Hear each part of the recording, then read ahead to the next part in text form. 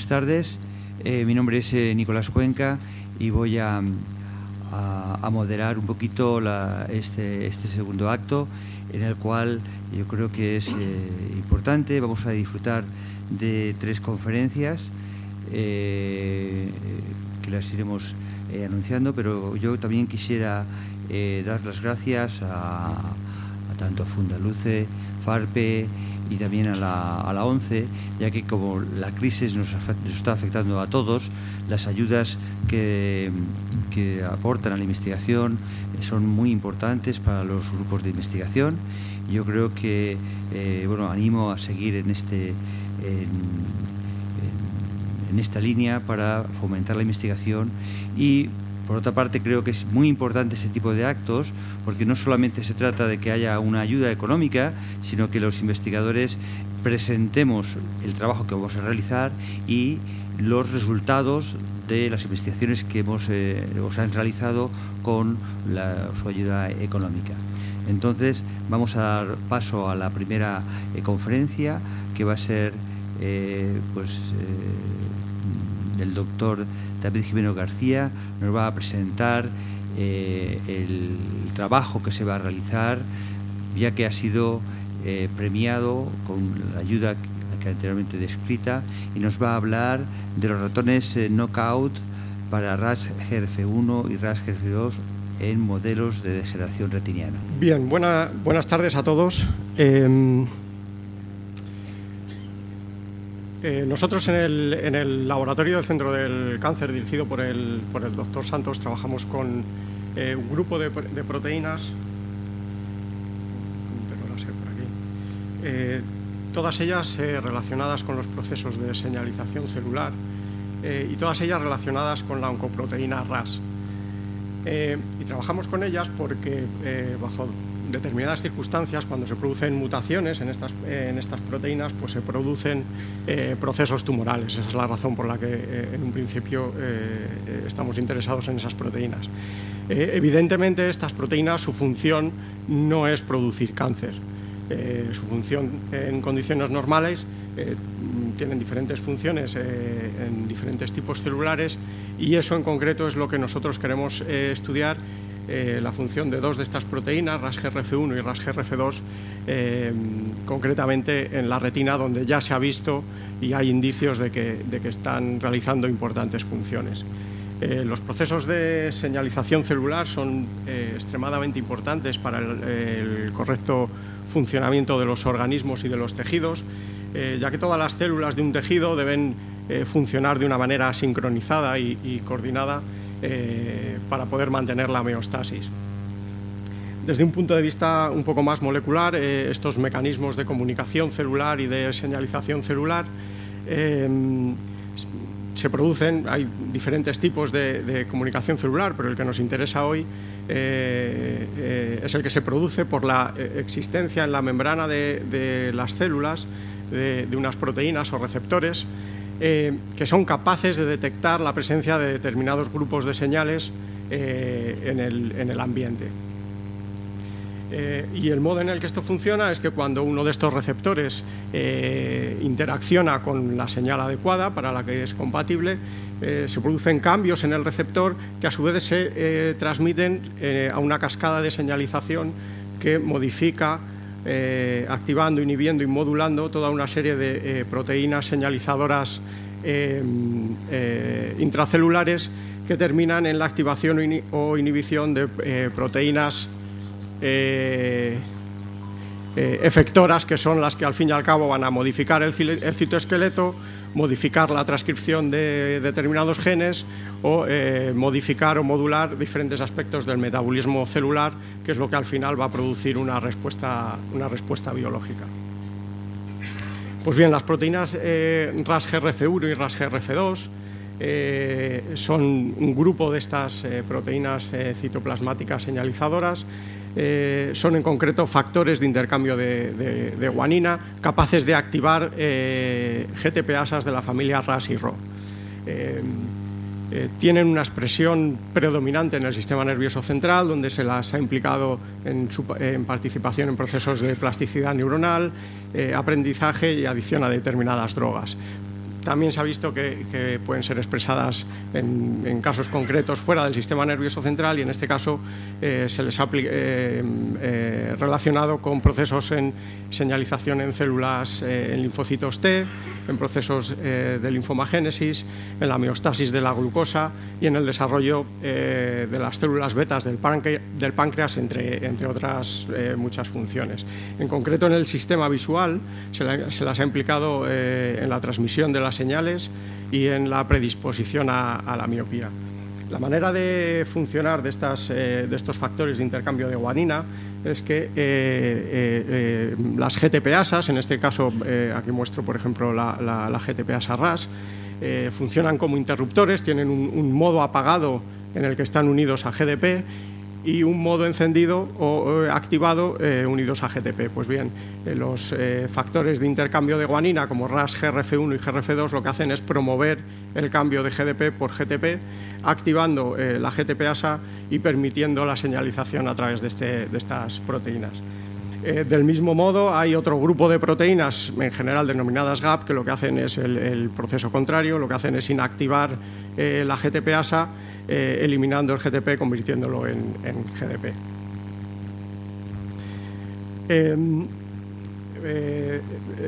Tanto RAS-GRF1 como GRF2 pueden activar a diferentes grupos de proteínas. Por un lado, las proteínas de la familia RAS y la subfamilia RAC. En ambos casos, las proteínas RAS-GRF son capaces de activar estas GTPasas, y concretamente en la retina RAS se le han atribuido determinadas funciones en el mantenimiento de los ritmos circadianos y de la modulación de la actividad de los conos. Por su parte, RAC, esta subfamilia de proteínas, concretamente en el sistema visual, se le ha implicado en la regulación del transporte a través del cilio conector, en el mantenimiento de las uniones adherentes, fagocitosis de los segmentos externos y en la supervivencia o degeneración de los fotorreceptores dependiendo de las circunstancias. Un poco distinto es la interacción entre CDC42 con RAS-GRF, ya que en este caso parece ser, en estudios in vitro se ha visto que RAS-GRF es capaz de unirse directamente a CDC42, en este caso inhibiendo la actividad de esta GTPasa. Por su parte, CDC42 también se le han atribuido importantes funciones en el ojo y en la retina, como parece que participa en la morfogénesis del ojo, en el desarrollo de la retina y en el funcionamiento de las uniones adherentes a través del complejo CRAMS. El proyecto que nosotros presentamos a FARPE y Fundaluce la historia comienza un poco con un paper ya publicado en el año 2009 por el grupo del doctor Santos, donde ya se detectaron importantes alteraciones en las retinas de los ratones knockouts para RAS-GRF1. Estos ratones carecen de esta proteína GRF1, y en este artículo se describían alteraciones tanto en el electroretinograma de la retina de estos animales, que además empeoraba significativamente con la edad de los animales, y además en un estudio de microarrays que se realizó se observaron importantes alteraciones en la expresión de determinados genes, muchos de los cuales están implicados con diferentes distrofias de retina, por ejemplo FOL1, CRB1, miosina 7A, etc. Sin embargo, en este artículo lo que no se llegaron a detectar fueron alteraciones morfológicas o en la estructura de la retina de estos animales. Entonces, un poco viendo la importancia de las alteraciones que aparecían tanto en el electroretinograma como en la expresión génica de estos ratones, decidimos que pues podía merecer la pena mirar un poco más en detalle la retina de estos animales para ver si encontrábamos algún tipo de alteración morfológica. Y pues ese fue el caso. Hicimos un estudio piloto con animales adultos de entre un mes y un año, y estas son un poco las tres cosas que más nos llamaron la atención. Por un lado, encontramos la presencia de células que se encontraban en la zona de los segmentos de los fotorreceptores, que después voy a entrar un poco más en detalle. Encontramos también alteraciones en la distribución de proteínas señalizadoras como RAC1 y CDC42, que son proteínas que como acabo de comentar, interaccionan directamente con RAS-GRF. Y además, en algunos de los animales de mayor edad observábamos que se producían procesos muy localizados de degeneración de fotorreceptores. De todas estas observaciones, realmente la que más nos llamó la atención fue la presencia de estas células en la zona de los segmentos de los fotorreceptores, principalmente por dos razones. En primer lugar, porque la verdad es que revisando la bibliografía pues no hemos podido encontrar ningún modelo animal ni ninguna patología retiniana donde aparezca algo similar. Entonces, por esa razón nos llamó bastante la atención, y además es el único fenotipo de estos tres que acabo de comentar que aparecían en todas y cada una de las retinas que observamos, independientemente de la edad, mientras que las otras dos, tanto la alteración de la distribución de proteínas señalizadoras como la degeneración de retina, eran procesos que solo veíamos en los animales de mayor edad. Entonces pensamos que un poco el origen de todos los problemas podía ser estas células que aparecían deslocalizadas. Entonces ahí es por donde hemos empezado a tirar un poco del hilo, y antes de entrar un poco más en detalles, para los que no estén muy familiarizados con la estructura de la retina, aquí muestro una parte de una sección transversal de retina donde esta capa con las bolitas azules son los núcleos de los fotorreceptores, que se sitúan en la capa nuclear externa de una manera muy bien organizada. En esta parte superior se encuentran los segmentos de los fotorreceptores. En esto más oscuro es el segmento interno, aquí marcado con anticuerpos contra opsinas. Podemos ver el segmento externo, y por aquí encima estarían los núcleos, aunque no se aprecian demasiado bien, los núcleos de las células del epitelio pigmentario. Hay que darse bien cuenta que, por ejemplo, en la zona de los segmentos internos de los fotorreceptores, que es de lo que voy a estar hablando a continuación, no aparece ningún tipo celular ni ningún núcleo, nada más que los segmentos de los fotorreceptores. Entonces, lo que vimos no se ve demasiado bien, en las retinas de los animales dobles knockouts para RAS-GRF1 y RAS-GRF2, es la presencia, no sé si se puede apreciar algo por aquí, de núcleos, en este caso teñidos con DAPI, de núcleos que se encontraban en la zona de los segmentos internos de los fotorreceptores, zona donde no debería de haber ningún núcleo. Entonces hemos observado estos núcleos, además también en cortes semifinos, donde hemos podido ver un poco más en detalle el aspecto de estos núcleos, y lo que nos ha permitido ver es que realmente estos núcleos tienen aspecto de conos. Los hemos analizado muy someramente todavía por microscopía electrónica, y lo que hemos podido ver en este caso es que esta es la membrana limitante externa, por aquí se encontrarían los núcleos, la capa nuclear, donde están los núcleos de los fotorreceptores. Estos son segmentos internos de los fotorreceptores. Y aquí vemos uno de estos núcleos desplazados en la zona de los segmentos de los fotorreceptores, que presenta citoplasma que atraviesa la membrana limitante externa y penetra en la zona de la capa de los núcleos de los fotorreceptores. Y por otro lado también hemos podido ver cómo estos núcleos ectópicos, aquí tenemos otro núcleo de estos situados en la capa de los segmentos de los fotorreceptores, y en este caso se puede apreciar cómo presentan un segmento externo similar al de los conos de los animales control.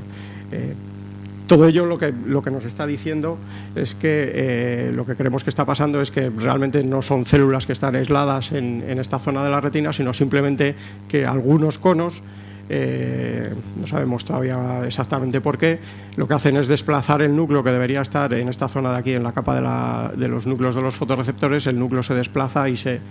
mete en la zona de los segmentos internos. Hemos comprobado que estos conos con los núcleos desplazados expresan marcadores característicos de conos, tanto opsina, marcadores con anticuerpos para opsina roja y verde, como en este caso con anticuerpos para marcar la opsina azul. En ambos casos podemos ver núcleos desplazados expresando estos dos tipos de opsinas características de conos. Entonces, ahora tenemos una idea bastante clara de que lo que tenemos ahí son conos que presentan el núcleo desplazado. Hemos mirado también, hemos cuantificado cuántos de estos núcleos hay en la retina, y para ello hemos hecho un estudio regionalizado de las diferentes partes de la retina, y lo que hemos visto es que en los dobles animales knockouts, cuando falta RAS-GRF1 y RAS-GRF2, estos núcleos desplazados son mucho más abundantes siempre en la parte ventral de la retina, la parte dorsal, aquí representada con el cubo naranja. También hemos visto que hay algunos, pero siempre en un número mucho menor. Y algo que todavía no sabemos, porque necesitamos analizar más retinas, es si esta aparente diferencia en el número de núcleos entre la parte nasal y la parte temporal es significativa. Bien, la siguiente pregunta que nos hicimos es cuándo se producía el desplazamiento de estos núcleos hacia el segmento interno de los fotorreceptores, porque hasta ahora todo lo que habíamos hecho eran en animales adultos a partir de un mes de edad, y siempre veíamos los núcleos ya localizados ahí. Entonces queríamos saber si era un proceso que iba ocurriendo a lo largo de la vida del animal, si iban desplazando los núcleos poco a poco, o si era algo que ocurría en el momento de generación de los segmentos de los fotorreceptores. Entonces, para contestar esta pregunta, hemos hecho un estudio inmunocitoquímico a partir de los 3 días de edad. A partir de 3 días es cuando se comienza a desarrollar el segmento de los fotorreceptores, y lo que hemos visto es que, aunque tampoco se aprecia demasiado bien, aquí tenemos marcado con beta-catenina la limitante externa. Esta zona más oscura es el pigmento de las células del epitelio pigmentario. Aquí,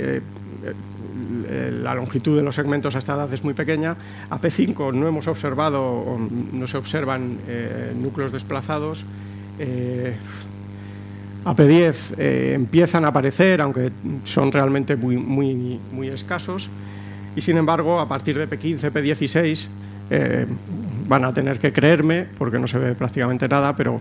créanme que por aquí se ven unos cuantos núcleos ya metidos en la zona de los segmentos internos de los fotorreceptores. Claro, cuando vimos esto, lo que nos estaba diciendo es que los núcleos parece que se desplazaban entre P10 y P15, nos llamó también la atención, porque en un proceso que ocurre de manera normal en la retina, durante el desarrollo de los fotorreceptores, los núcleos, tanto de conos como de bastones, están continuamente en movimiento, desplazándose desde la parte vitreal a la escleral y otra vez para abajo. En la retina adulta, los núcleos de los conos se disponen siempre pegados a la limitante externa, es decir, los primeros núcleos que nos podemos encontrar en la parte más escleral de la nuclear externa son siempre los de los conos, y justo entre esta edad de los 10 y los 15 días es cuando el núcleo de los conos migra hacia la parte escleral y se dispone próxima a la limitante externa. Entonces, claro, cuando vimos esta coincidencia temporal entre este movimiento y lo que nosotros veíamos, que empezaban a aparecer los núcleos en los segmentos de los fotorreceptores, lo que pensamos es que quizás este movimiento estaba de alguna manera desregulado por la ausencia de RAS-GRF1 y RAS-GRF2, y que por eso algunos de estos núcleos no se paraban a tiempo y se metían en la zona de los segmentos de los fotorreceptores. Un poco para intentar ver si esta hipótesis podía ser cierta, lo que hicimos fue en imágenes confocales, marcando con beta-catenina la membrana limitante externa y con anticuerpos contra opsina roja y verde, que marca en este estadio, aunque en la imagen no se aprecia demasiado bien, todo el cuerpo de los conos. Pues lo que hicimos fue medir tanto en animales control como en los dobles knockouts, AP11 y AP15, la distancia de cada uno del centro de cada uno de los núcleos a la limitante externa que teníamos marcada en verde, y en el mismo punto medir el espesor de la capa nuclear externa, la distancia entre la limitante externa y el pie del cono marcado con la opsina. Y lo que hemos hecho cuando hemos analizado, al analizar los datos, lo que hemos visto, aquí lo que represento es una gráfica en la que cada uno de estos puntos azules representa la posición relativa de uno de estos núcleos de los conos que hemos medido, relativa a la nuclear externa. La línea verde representa a la limitante externa, y lo que hemos visto es que a P11, tanto no se aprecian diferencias evidentes en la distribución de estos núcleos en los animales control y en los animales dobles knockout. Sin embargo, cuando miramos lo que ocurre 4 días después, a P15, donde los núcleos de los conos ya se supone que están más o menos en su posición definitiva, pegados a la limitante externa, lo que hemos visto es que efectivamente en el control hay un desplazamiento de los núcleos hacia la zona escleral, pero este movimiento, este desplazamiento es mucho más abrupto, es mucho más exagerado en el doble mutante. Si comparamos la distancia media de todos estos núcleos respecto de la limitante externa, en los animales control vemos que es muy similar, me va que aquí es 0,26 y aquí 0,23. Sin embargo, a los 15 días de edad la media es claramente diferente. Aquí me va que es alrededor de 0,18 y aquí es 0,095. Un poco lo que estamos viendo aquí es que probablemente es este movimiento que se produce en el núcleo de los conos en este intervalo de tiempo, parece que está de alguna manera alterado, y lo que produce es que se muevan de una manera desregulada o descontrolada hacia la zona escleral, y lo que queremos es que esa desregulación es lo que produce que algunos de los núcleos atraviesen la limitante externa en este estadio y se encuentren en la zona de los segmentos de los fotorreceptores. Evidentemente, para comentar un poco los objetivos del proyecto, tenemos que seguir analizando y estudiando los mecanismos que regulan el citoesqueleto, y en concreto la parte del citoesqueleto asociado con el movimiento de los orgánulos. Tenemos que hacer un análisis diferencial de lo que ocurre. Todo lo que he contado lo hemos hecho con los ratones dobles knockouts para RAS-GRF1 y RAS-GRF2, es decir, faltan esas dos proteínas. Queremos ver cuando solo falta una o solo falta la otra para intentar determinar qué funciones específicas tiene cada una de ellas. Vamos a prestar especial atención al análisis de las retinas perinatales, ya que es el momento, en teoría RAS-GRF se empieza a expresar en la retina justo en el momento del nacimiento, entonces es un intervalo de tiempo muy interesante. Vamos a seguir con el análisis ultraestructural, no solo de estas células con el núcleo desplazado, sino del resto de la retina, para ver si hay algún otro tipo de alteración. También vamos a intentar averiguar si RAC, que ya se sabe o se ha implicado en el transporte a través del ciloconector, si vemos algún tipo de alteración en este transporte en las retinas de estos animales. Y otra de las cosas que tenemos que mirar es, ya que RAS es capaz de activar o inhibir diferentes grupos de proteínas, queremos mirar exactamente qué proteínas están activadas o inhibidas de manera diferencial entre los controles y los knockouts, para saber un poco qué rutas de señalización son las que pueden estar más afectadas. Ya para terminar, y como estoy seguro que gran parte de la audiencia está diciendo muy bien, ¿y esto cómo me va a solucionar a mí la vida? Sí que quería decir que este proyecto tiene un carácter claramente de investigación básica, pero lo que sí que creemos es que, dado la importancia de los procesos en los que se ha visto que RAS-GRF1 parece estar implicada en la retina, es muy probable que la información que extraigamos de este proyecto y de esta investigación pueda abrir la puerta tanto al descubrimiento de nuevas dianas terapéuticas o de nuevos tratamientos que puedan ser aplicados a diferentes patologías de la retina. Nada más, simplemente presentarles los grupos que van a llevar a cabo este proyecto. Por un lado, el laboratorio del doctor Eugenio Santos en el Centro del Cáncer, el laboratorio de la doctora Lillo en el INCIL, y reiterar nuestro más sincero agradecimiento tanto a FARPE como a Fundaluce por otorgarnos este premio. Y nada, esperar que la colaboración sea fructífera y nada más. Muchas gracias por su atención.